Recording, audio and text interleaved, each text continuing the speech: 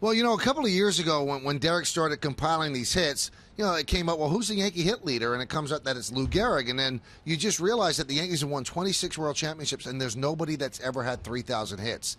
Now, the top guys, circumstances dictated that they couldn't. Lou Gehrig's early demise obviously died at a very young age, had to retire early. And Babe Ruth spent a lot of his career as a pitcher, so he didn't get to get as many at-bats. And Mickey Mantle's knees were ravaged, and Joe DiMaggio went to war, and he had bad heel. And it just came out that nobody got. Yogi was a catcher, so he didn't play every single game, so he couldn't compile 3,000. Derek's going to be the first guy to do that, and really the debate now is, will he get to 4,000 if he plays the 8 years that he wants to? And he's not going to hang around just to hang around. And we figured it out, if he averages 175 hits over the next 8 years, which doesn't seem unreasonable for the type of player he is, that's 4,100.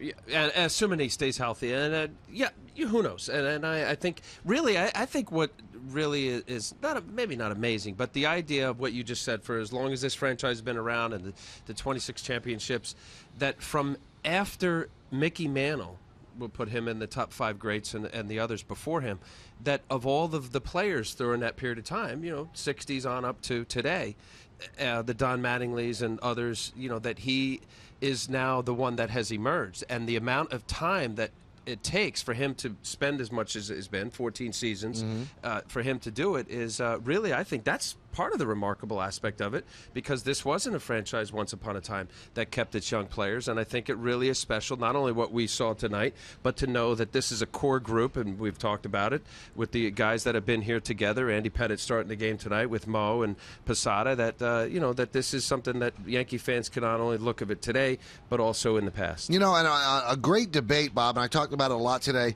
on my radio show. Let's say that there's a Yankee Mount Rushmore, and the 5 names or the 5 faces on Mount Rushmore would be Ruth, Gehrig, DiMaggio, Mantle, and Berra. And is there any way that he could crack that top 5? Now, obviously, this doesn't put him there because those guys were just better ball players with better numbers. Now, he's got more hits than them, but if he gets to 4,000, I think he gets on the Yankee Mount Rushmore. I don't know who gets moved out, but he gets to be one of the top 5. So who is it? I would think that if he got to 4,000 hits, he would actually nestle himself behind Ruth and Gehrig. I don't think there's any way he could pass Ruth and Gehrig. But if he gets to 4,000 hits, you might have to put him third. A couple more World Championships. Add that in there. It's hard to take anybody off that Mount Rushmore because it's hard to remove Stone, but just a thought.